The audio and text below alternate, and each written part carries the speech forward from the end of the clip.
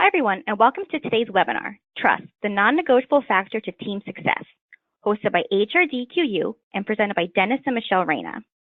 My name is Sarah, and I'll moderate the webinar. It will be about an hour, and if you have any questions, you can type them into the questions box. We'll be answering these questions as they come in live at the end of the presentation or in an email if we do run out of time. And then also note we have handouts that can be downloaded through GoToWebinar. It's in the Handouts tab in your dashboard.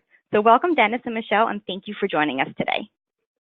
And thank you, Sarah, and thank you all for all the people from around the world who are joining us. I think there's something like 561 registrants, and that really speaks to the importance and the need for trust in today's workplace. Yes, and good morning or good afternoon or good evening to you all, depending on where you are. Dennis and I are delighted to be spending this next hour with you to step into a very, very important exploration of trust and why it is non-negotiable to team success. In fact, absolutely, because trust is such a hot topic, and that more than ever, teams and leaders are increasingly recognize the importance of trust. When trust is present, people openly communicate and they collaborate. They willingly share information, tell the truth, and they got each other's backs. And when it's absent, of course, we all know what happens there too. People jockey for permission, for position, and they hoard information. And quite frankly, they play it safe, and it doesn't work well. Yes, and what Dennis and I find is, simplistically put, when trust is present, teams just do their best. But when trust is absent or trust is low, team performance becomes at the lowest common denominator. Everything takes longer. Everything becomes harder. We'd like to jump into this exploration today by opening this up for some dialogue. So we'd love to ask you to think about why trust is important at this time in your organization. We're just trying to get this, we have a tiny little bit of delay with the slides. So we'd like you to take a minute and consider at this time in your organization, why is trust something that is important? What kind of needs does the business you work for have that requires trust? And what are some of the cultural needs in your organization that require trust? And what are the needs and interests of people that require trust? We'd like you to think about this question, and please jot some of your thoughts in the chat box. I know we've got some great things coming in because when there's a period of growth, nothing gets done without trust. Thank you, Anne. Thank you, Maureen and Cynthia. More is expected from you. Yes, we hear that quite a bit from the organizations and the people that we're working with today. This is a period of growth and expansion and change. We've got Joyce highlighting change, and I just changed jobs due to a low level of trust. And let's see here.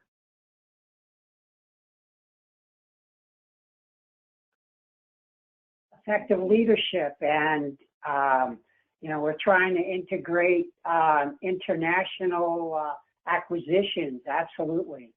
And of course, a blaming culture hurts trust. There's no question about that.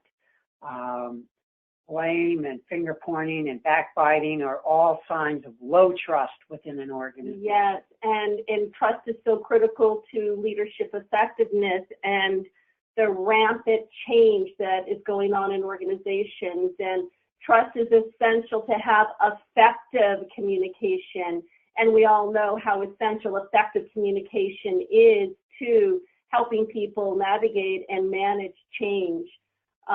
These are just some really amazing comments. Poor leadership that won't face up to, let's see here. Excuse me, just a moment. Sarah, I'm having a little bit of challenge with the chat box, so I'm navigating here. Okay, here we see some coming in. Restructuring, does that sound familiar to people on the call? Poor leadership that won't face up to and tackle a lack of trust that is undermining. Absolutely. And so what do we do when trust is low, when trust is vulnerable? We're going through restructuring across an organization, and employees don't know what is, excuse me just a second. Oh, there we go. Excuse me, everybody. This is Michelle, and I was just going through a little bit of a learning curve on this chat box. So we have people go through restructuring across the organization. Employees don't know what to expect. Absolutely. And so these are the kinds of comments that we hear often in organizations that we are working with on a day in and day out basis, that change is here to stay.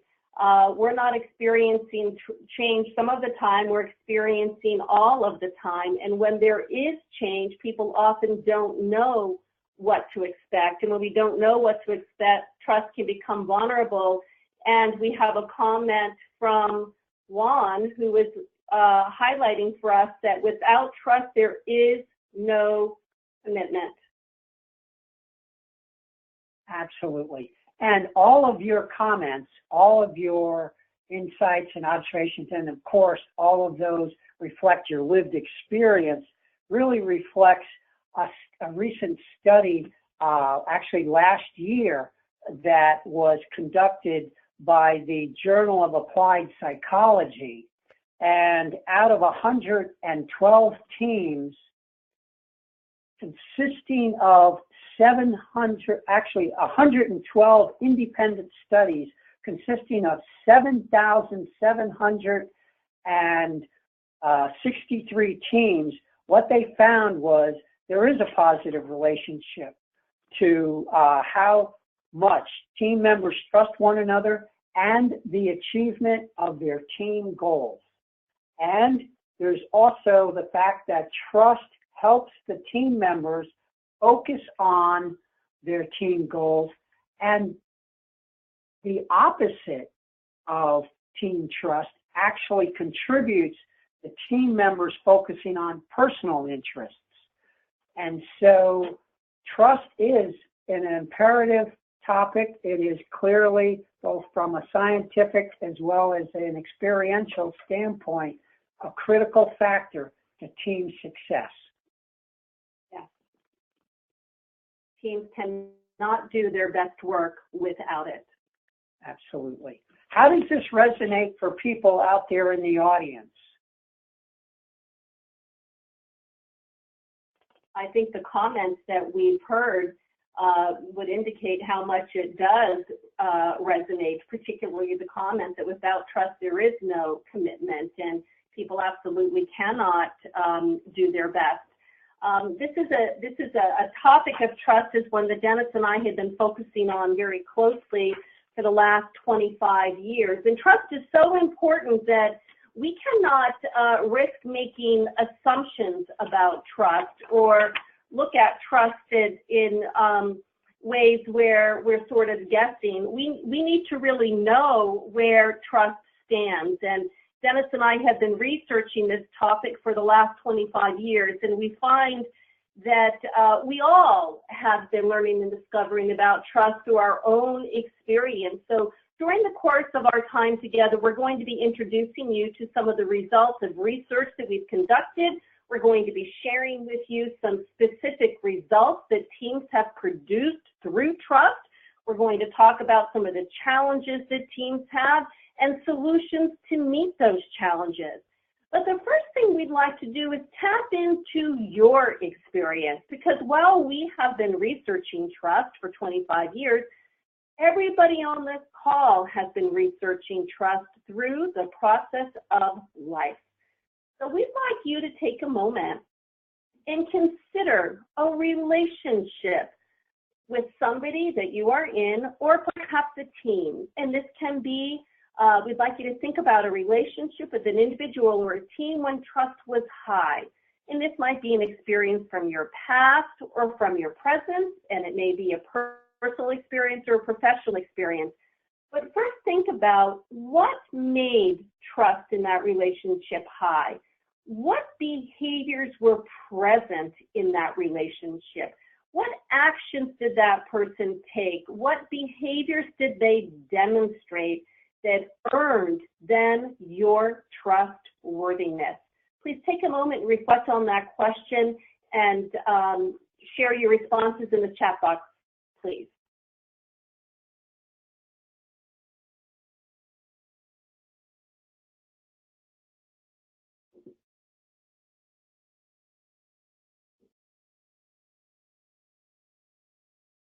We've got open and honest communication, the ability to forgive and provide personal support.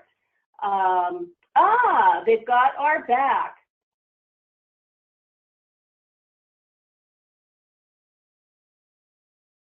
Without trust, you have nothing. Their words were backed up by their actions. The leader followed through on commitments and backed his people up. Honesty. We've got a lot on honesty. Would do anything for that person. The expression of thank you and gratitude and appreciation and follow through. How many of us have had experiences where people say they'll do something, but they don't follow through? Provide support. High morale. When a leader allows me to offer my opinion without repercussion, trust is built.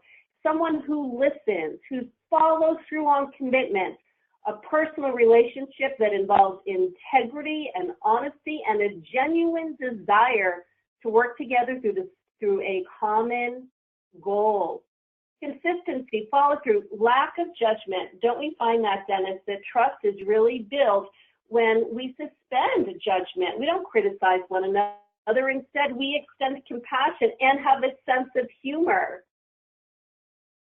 And we engage directly with people. And we express dependability. Trust has been earned. Maintain confidentially. Do what they say they're going to do. Do not micromanage when we're working with somebody who delegates, and do not micromanage. The person was humble. Humble. Yes. Humble. Acknowledged. Yeah. Acknowledged what she knew and did not know. Many years ago, when first introduced to a person, my boss, mentor, and friend. Here we go. Let's see here. Trusted me 100% and allowed me to do my job. She had faith in me, and I soared. She was awesome. What a gift. Thank you, Cheryl. She had faith in me, and I soared. Two-way communication. Errors are expected and used as a group learning experience. It's energizing to work with people with whom we trust, who provide direct feedback and don't place blame. Absolutely. And when we are experiencing these behaviors, we want to give back, don't we? We want to give back. And we actually end up giving more, and that's the beauty of trust, because trust is self-generating, and it's growing, and of course the opposite is true. It's depleting when there isn't trust.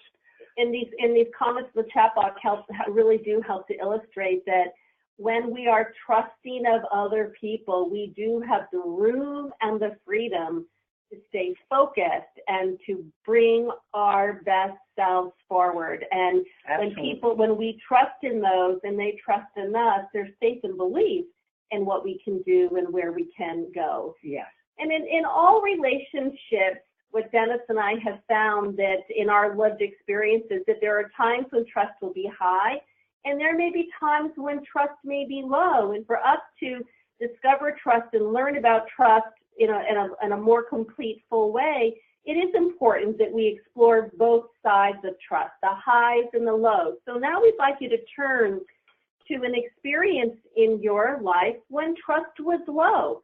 A relationship that you are in with an individual or a team, past or present or personal or professional, when trust was low. What behaviors did you experience? What actions were you on the receiving end that caused trust to be low or compromised in that relationship? So again, write in the chat box, and let's hear from people.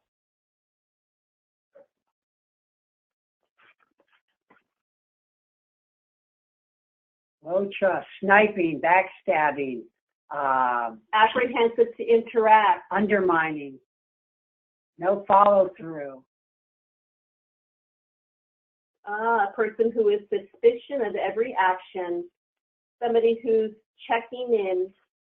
Betrayal, lied to, doubt, insecurity. Insecurity, lack of true commitment. We can feel that, can't we, when we're on the receiving end of insecurity, when people are saying something in a superficial way. We can sense and we can feel that.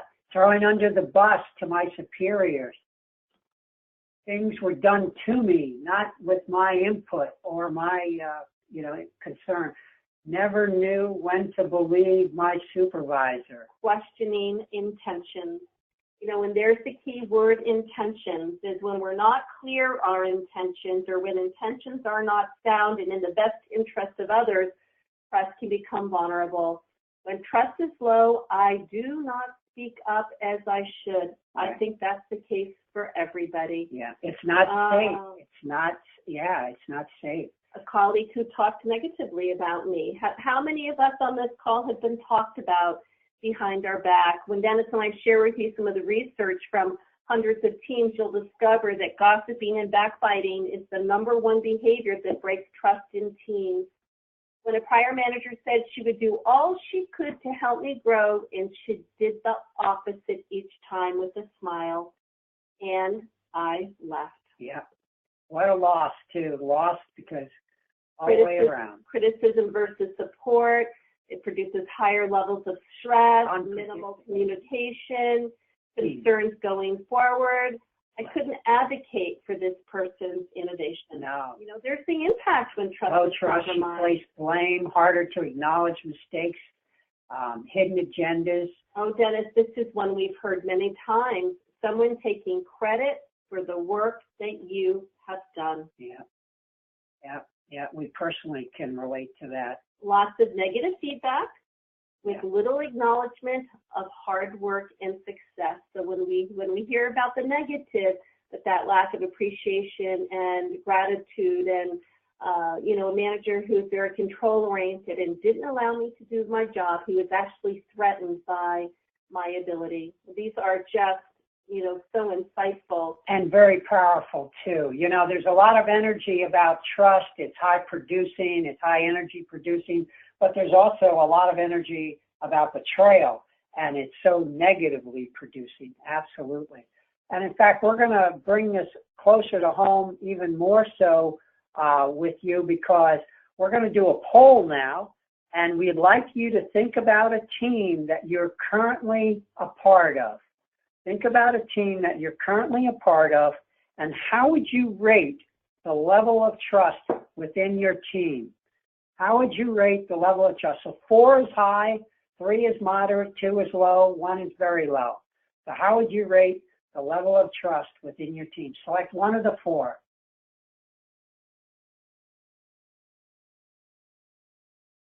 So the numbers are coming in.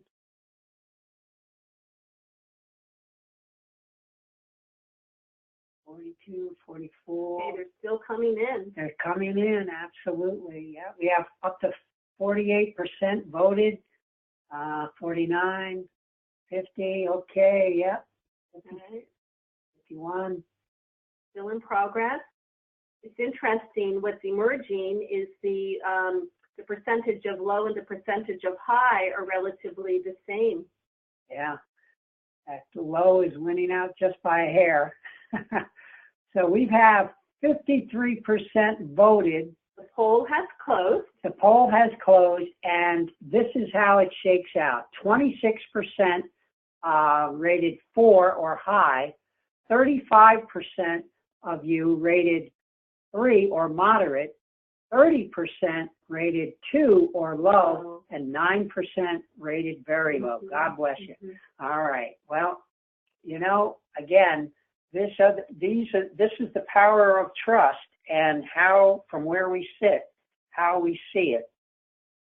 Well, I think that, Dennis, it's interesting, isn't it, this spread, that we've got close to an equal number that rated their level of trust low as high, but a healthy 35% have rated it as moderate, and that's good news. That is good. Because when the level of trust is moderate, there are some positive things that are going on, and when that trust is moderate, a team can be well poised to take that to the next level. Yep. When trust is low, that would suggest that there's a struggle there. Yeah. And there are potentially some patterns and dynamics that are emerging within that team that are compromising trust. And some of the behaviors we just explored that cause trust to be vulnerable, it would suggest that some of those are potentially unfolding within that team. No, and the good news is, too, both with 26% and 30%, 26% high and 35%, the majority of people rated high or moderate. So we're actually, we're doing well compared to what we could. So there's always room for improvement. So let's take a closer look at what this means. We just did a poll here to kind of get something out in front of us together. In our practice with teams, we often administer assessments that help teams to actually measure trust within their teams. And we have been assessing trust through research-based, statistically valid and reliable assessments for the last 25 years. And we want to share with you some of the results from those assessments. When trust is low within a team, there is something there that's extremely important to pay attention to. Because when trust in teams is low, people will begin to doubt themselves and to one another. And when they begin to doubt themselves and one another, they may begin to second guess. Not only second guess one another, but second guess themselves. And we may begin to second guess ourselves when we question and wonder, is this really the place for me? Do I belong here? Yeah. I thought I had what it took, but now I'm not quite so certain. And when trust is low, people begin to disengage and they pull back and will withhold their best efforts. Now, when we hold this in our minds and consider that we are all working in an environment today where there is a lot of change, and a lot is being expected of us.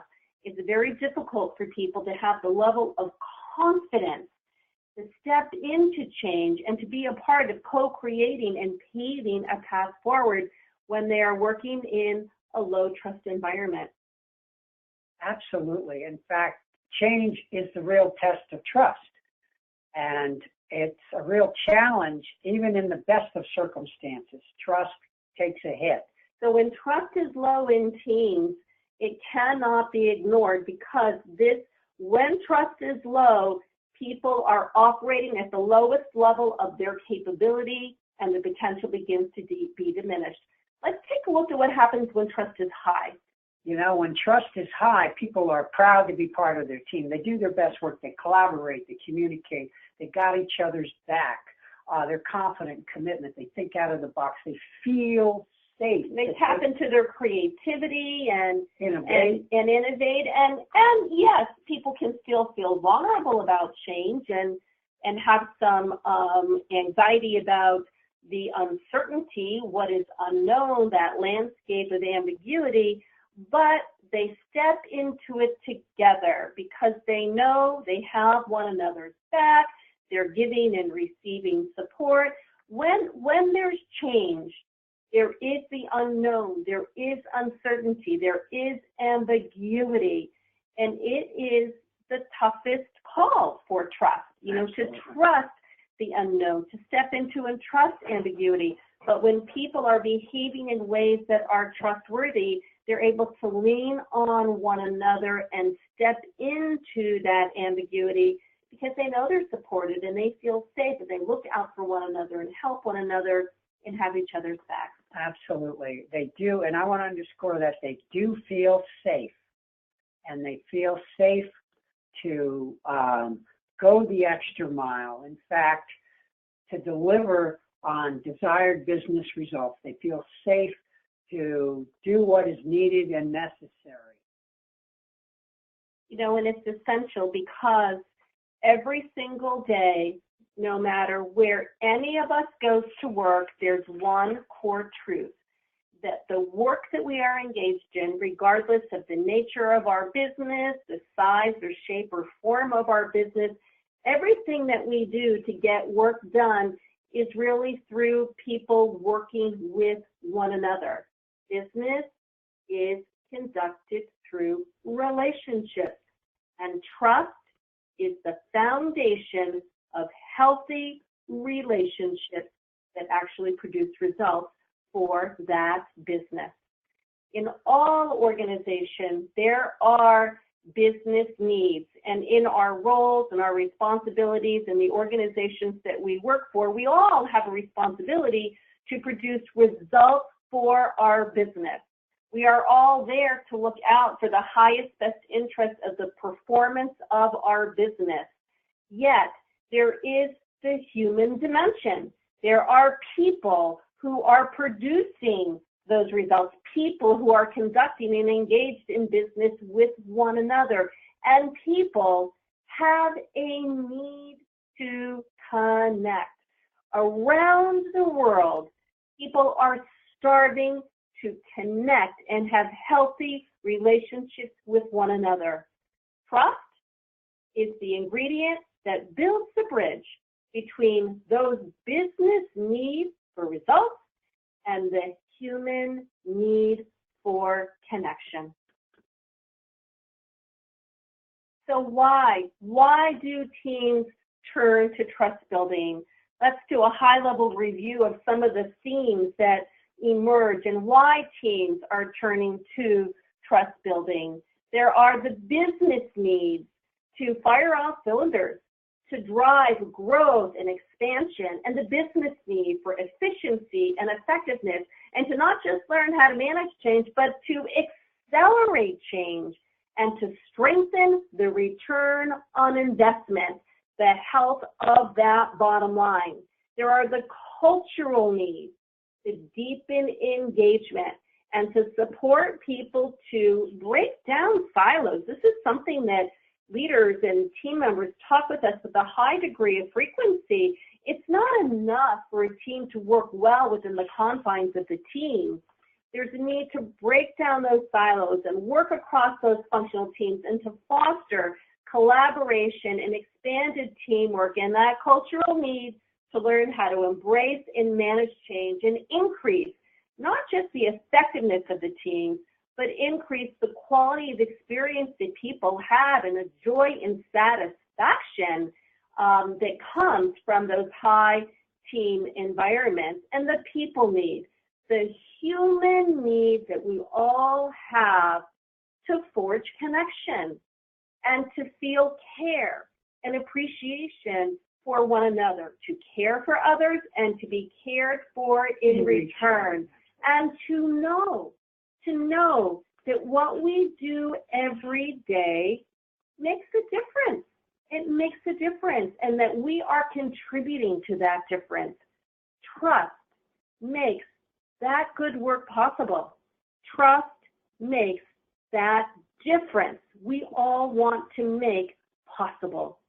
Everybody has a need to be seen. Everybody has a need to be heard and to be understood. And trust lays the foundation for that to happen. Absolutely. And with trust, everyone's got each other's back. With trust, everyone is covering for one another and going that extra mile. Here we go. So let's share some very specific examples, and then we'll check in to see how these relate. And these are real life scenarios. So in this particular case, here we have a consumer goods manufacturing plant. Now, this consumer goods manufacturing plant was led by a really cool leader named Jim. And at the time we met Jim, his plant was the lowest producer of 13 plants nationwide.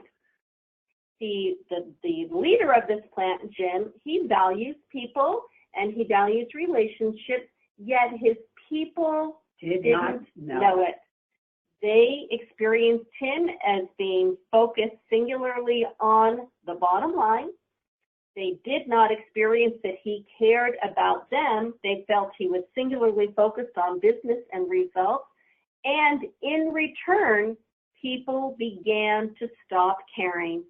Trust, morale, and as a result, productivity were at an all-time low. And you can imagine what that must have felt like for Jim and his teams throughout this organization to be the lowest producer of 13 plants.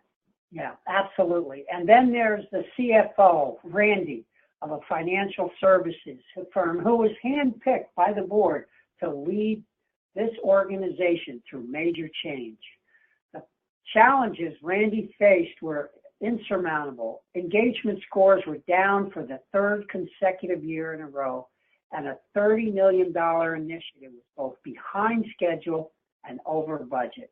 And the organization was facing much more change. More change was coming. The dilemma is how, with engagement scores down for the third year in a row and a major initiative behind schedule, how well poised are we to manage more change with the presenting dilemma?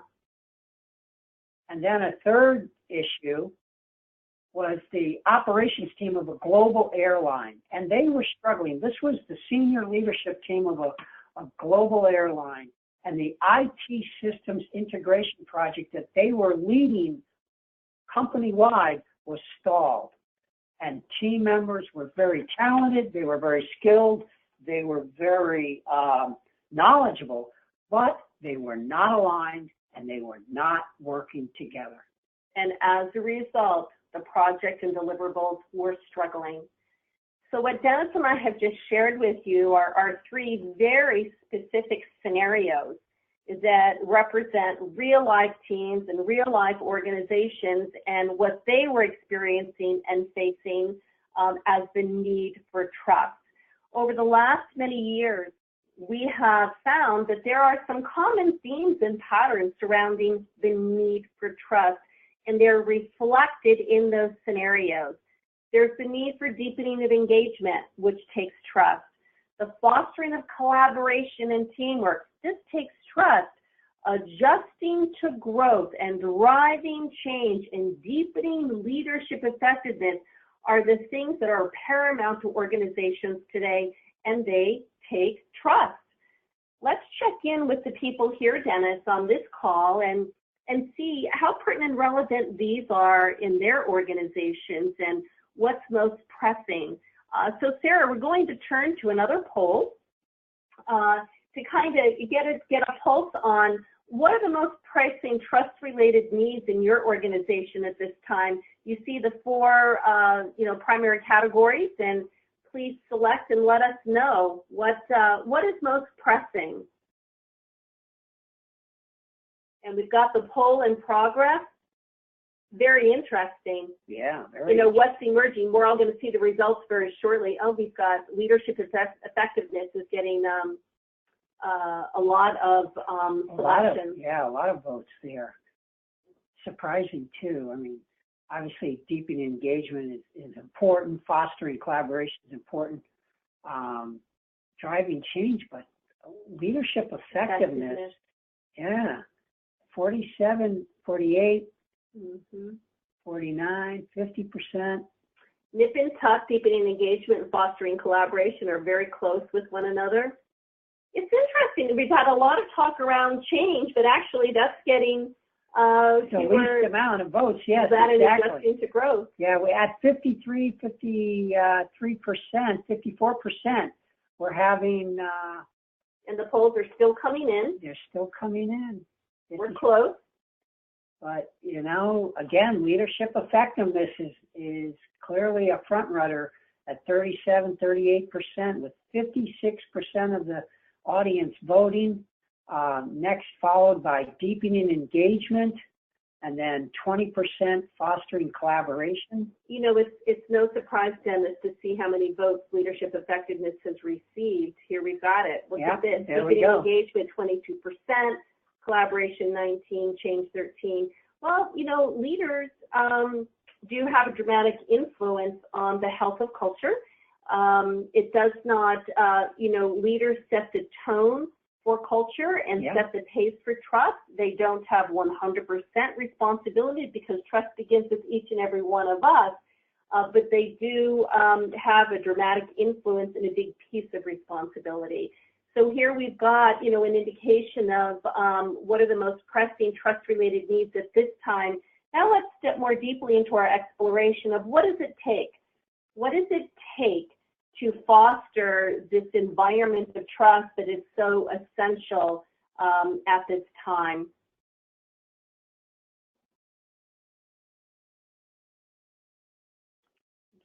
We're just having a slight delay with the slides. And let's keep moving to the next slide. So Dennis and I would like to step you into a research-based construct of trust. So we've just established the need for trust. We've had an opportunity to explore some of our own lived experiences of trust that help us to have some reference points for what it is that cultivates trust and what it is that causes trust to be vulnerable. Now, trust means many different things to different people, and trust can be rather complex, and trust can be emotionally provocative. What we're going to step you into is a research-based construct of trust to help us all develop a shared understanding of trust and to be equipped with a language that helps us to talk about trust. There are 3 dimensions of trust we're going to introduce you to. At the core, trust is reciprocal in nature. We all want trust and we all need trust, yet we've got to be willing to give trust. Trust begins with each and every one of us, with our attitudes, our outlook, and our behavior. Trust is built incrementally, step by step, and it's influenced by our own capacity for trust and our own readiness and willingness to extend trust to others. And to be trusted in return, we need to be willing to take that step towards trusting others. There are 3 specific dimensions of trust. There's trust of character, trust of communication, and trust of capability. And let's explore each of these one at a time. So take trust of character, for example. What does trust of character mean? What is the essence of trust of character? Well, first of all, are expectations understood? And have you ever heard people say they're not certain what you want them to deliver? So how well do people understand what is expected of them and what they can expect of others, and particularly during change and transition?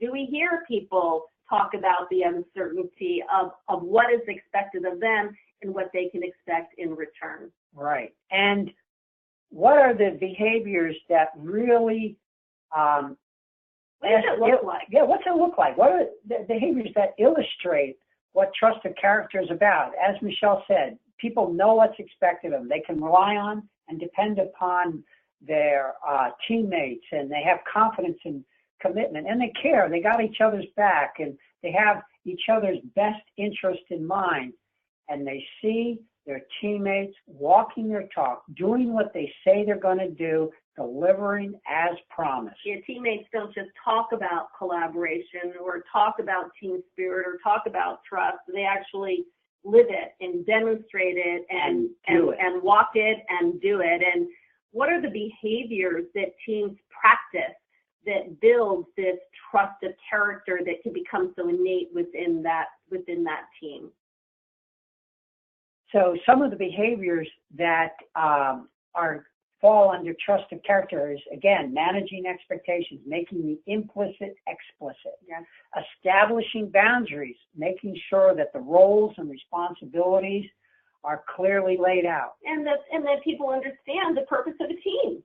You know, and often when we're working with teams, we hear them struggle because they're uncertain about what their purpose is. And when there are clear boundaries and roles and responsibilities and purpose, there's team identity. And we've talked in the poll about, the whole notion of micromanagement came up. Right. Well, when there's delegation and delegation appropriately, people are not micromanaged. They're delegated and supported to actually do their work. Well, and if a team doesn't or is not clear on their purpose, how can they align on their goals and responsibilities? And how do they delegate appropriately, giving people the resources as well as the authority and the responsibility? And of course, encouraging mutually serving intentions, making sure that everyone is, again, aligned on purpose, people keep their commitments, and they're consistent in their behavior. So that's trust of character. These are the behaviors. And at the core of this, Dennis, team members really care about each other, and they look out for one another. And when they can't keep an agreement, they step forward and they own it because they do care. Right. And they don't just blow it off or sweep it under the rug. Trust of character is the baseline starting point for trust in workplace relationships as well as home life as well. Interestingly enough, I was in a meeting yesterday, and a team leader took this model, this framework of trust that we're introducing you to. She took it home and taped it on her refrigerator and taught it to her 3 sons. In fact, these 3 teenagers were actually, she got an opportunity to really practice with their 3 teenagers, which we thought was absolutely beautiful. So the second dimension of trust is trust of communication. And trust of communication sets the tone for how we talk with one another and how we engage with one another. You know, how willingly do people share information with others? How do you and others decide what to share and what to hold back? That process of discernment influences trust of communication. And what does it look like? You know, when trust of communication is present, how do we know? What does it look like? When trust of communication is high, people have the information they need to do their work, and they know where they stand. And they know where they stand because feedback is ever present. People talk with one another and share and give and receive feedback. And trust of communication is present when people know it's safe for them to admit mistakes. When there's a mistake, you know, people don't go into a tremendous amount of concern and fear and anxiety. Yes, you know, we may feel badly, but when mistakes are made, we are supported to learn and grow from those mistakes. We are not judged, we are not criticized, we are not blamed or made wrong. We are supported to learn and grow. And feedback is a common practice, not feedback to judge or evaluate, but feedback provided with the spirit and the intent to help us learn and grow and develop. And feedback is given because we care about one another. Confidentiality is essential to the trust of communication. That yes, we maintain the confidentiality of what is proprietary to our organization and the businesses that we help run, but we also know that we can talk with one another and share a concern or a vulnerability in confidence, and that will be honored. You know, and in all teams, there are going to be disappointments. In all teams, there are going to be frustrations or disappointments or letdowns, and from time to time, team members are going to have some concerns with one another or a concern about a project or a decision or a course of action. In high trust teams, team members speak to each other with good purpose. This means that when there's an issue or concern, we get it out on the table so we can talk about it. We do not talk to everybody else instead. We do not engage in gossip or backbiting. We engage in open, honest, candid, transparent communication. These are the behaviors that build trust of communication. And our third dimension of trust is trust of capability. And trust of capability, with trust of capability, how often do you find yourself hesitating to allow people to make decisions because you're not sure that they are ready for the challenge?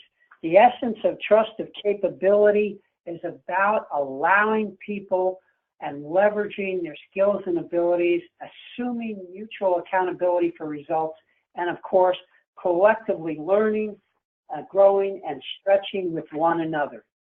And these behaviors are absolutely paramount. So where trust of character helps to and is the starting point of a business relationship or any relationship for that matter, and trust of communication further builds the strength of the trust within the team. Trust of capability is the dimension that helps us leverage those skills and abilities and helps us allow people to make decisions, or if we can't, at least involving them and seeking their input. All three of these behaviors work hand in hand to give us the three dimensions of trust: the trust of character, communication, and capability. They're interrelated and they're interdependent. And this framework of trust is a tool to help you and the people you work with know what trust means, to have a practical approach to building trust, because while we all value trust, and each and every one of us on this call are here because we recognize that trust is important, and we recognize that it is critical for team effectiveness, and it is a core need we all want. These three dimensions and these behaviors help us to know what it takes, what actions and what steps and what behaviors help us produce that precious ingredient of trust. Trust of character sets the tone and the direction of the team. Trust of communication establishes how we're going to talk with one another and how information is going to flow. And trust of capability supports teams to leverage their skills and their knowledge and their talents and the gifts that they have to bring to one another. Often we're asked, is it possible for a team to have a high level of trust in one dimension and a lower level of trust in another dimension? And it is important to look at all three dimensions and all 16 behaviors because they are needed. What Dennis and I have found is that it is possible for a team to have a higher level of trust in one dimension and a lower level in another, however, not for long. If that lower level of trust is not rebuilt, it will begin to compromise and erode the health and quality of the overriding level of trustworthiness within that team. So Sarah, we're going to do another poll right now, and we wanted to ask you, have you ever trusted someone's core capabilities but discovered that you could not rely on them to deliver as promised? Yes or no? Please enter your answers right now. And the polling has begun. And the polling has begun. Absolutely.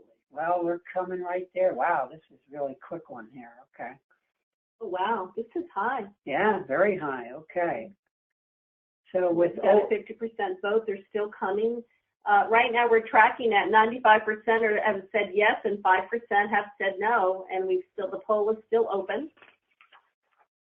This is a common one that we hear quite a bit, Dennis, and I can share. I have experienced this where I've had an enormous amount of trust and faith and respect for a person's capabilities, their subject matter expertise, their talent, yet they may not have delivered as promised. And gosh, you and I both have put in some late night hours and weekends, some long weekends, and had to make a lot of sacrifices, juggling and responding in advance because somebody did not deliver as promised. No, absolutely. So the results of our poll, we've got 96% of us have experienced this, and 4% of fortunate people have not. But this is increasingly becoming a dynamic among teams and people who work together, and it helps to highlight that what we know, our expertise, our cognitive knowledge, our subject matter tenacity is one aspect that can earn us trust, but in and of itself, it's not enough. How much we know is not what builds trust. It's what we demonstrate and how we behave and how we care about other people is critical to building trust. Absolutely.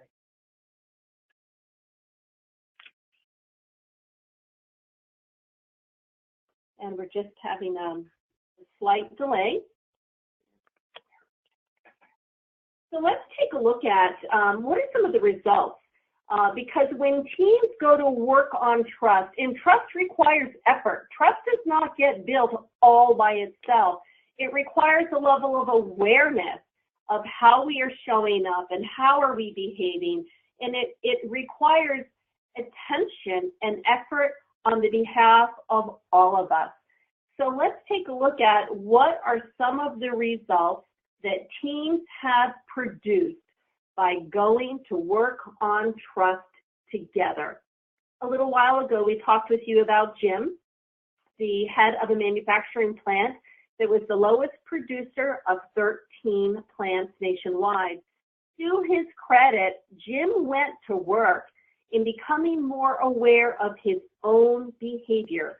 He went to work in learning how to practice and demonstrate the fact that he did care about his people. We mentioned a little while ago that he cared, but his people didn't know it. So Jim went to work on building relationships with his teams and with his people. He went to work in learning how he could strengthen trust, and he went to work in helping his people learn how they could strengthen trust with one another. Everybody in the organization went to work on trust in teams and across teams together. And what happened? Within a year and a half, Jim's plant was no longer the lowest producer. His plant was the top producer. Within a year and a half, they moved from the lowest producer to the highest producer. At the 2-year mark, they were awarded the Global Manufacturing Excellence of the Year Award. Now, Jim and his team didn't stop focusing on trust. They kept working at cultivating trust and sustaining trust. 2 years later, they won that coveted award for the second consecutive year and for the first time in the 150-year history of the organization. Now, Jim and his teams also learned trust is something that we can never take for granted. You know, we don't build trust and we're done. We need to sustain trust. We don't need trust for today. We need it for today and tomorrow. So they continue to be committed to sustaining trust and working on it with one another. They have maintained the #1 position in this organization for 5 years running. Absolutely. And so these are just some of the results. We also have, remember Randy, the CFO from the financial services organization, who was handpicked to support the organization moving through change. Well, Randy not only rescued that $30 million strategic initiative that was on the brink of collapse, but he delivered it on time and on budget. Engagement scores also increased 25%, and his trust-building behaviors increased by 63%, and his trust-breaking behaviors decreased by 80%. And Randy did not accomplish that on his own. They went to work on it together. You heard us talk about the team that was struggling and was behind in their global IT operations. This team took the courageous move of actually assessing trust within their team and learned where they have the greatest vulnerabilities and went to work and learning how to practice those behaviors together. And the team went on to turn around that faltering initiative. Within 1 year, they saved $1 million in strategic planning initiatives, and their engagement scores increased by 9 points.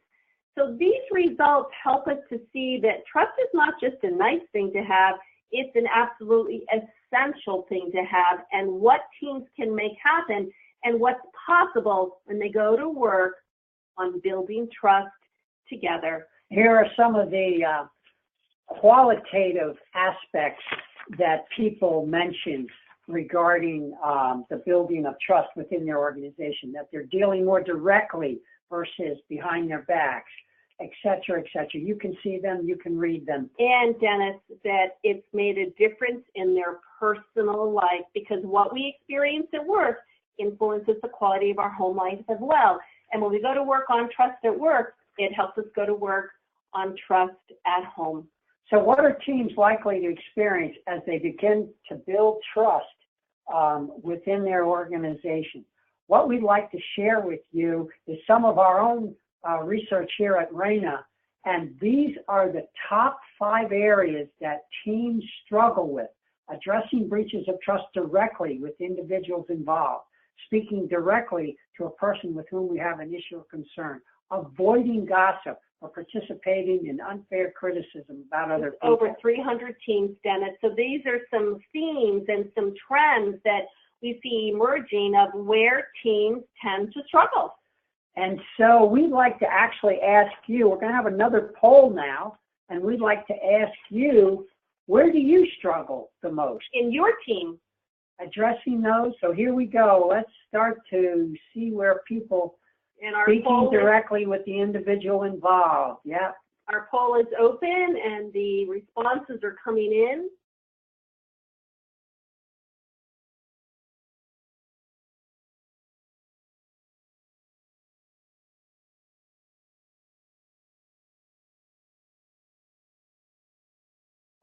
We're getting really healthy response here, Dennis. 39% addressing breaches of trust directly, speaking directly with a person with whom we have a concern. Yeah. Getting defensive and receiving feedback. We're getting they're still coming in. 61, 62% right here. Absolutely. The results are looking like 39%, 38% addressing breaches directly, speaking directly to a person with whom we have an issue of concern. Only 15% avoiding gossip, 9 giving constructive feedback, and 11 getting defensive. And that's closing it out at 64%. And there you have it, folks. So this is directly related to the research of over 300 teams that struggle to address breaches of trust directly and speaking with good purpose. By the way, Sarah is graciously providing us with all of your email addresses, so we are going to be sending you some tools and some tips to help step in and address some of these challenges. And in the interest of time, we're going to keep moving on to our next slide.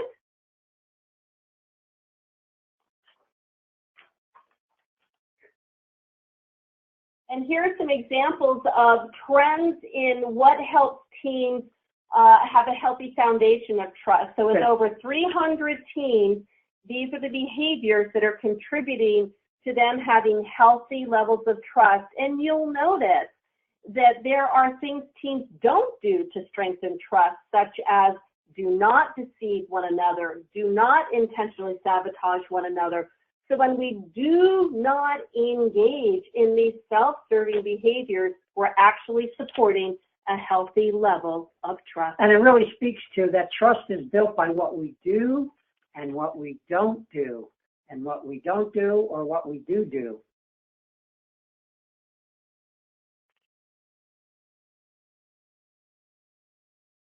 Okay, so there are, with teams that are driving results, there's a best practice that they engage in, and that is actually going to work on trust. And the first step they take is actually assessing trust, because trust is too important to be left to blind assumption. Trust is too important to take a guess at.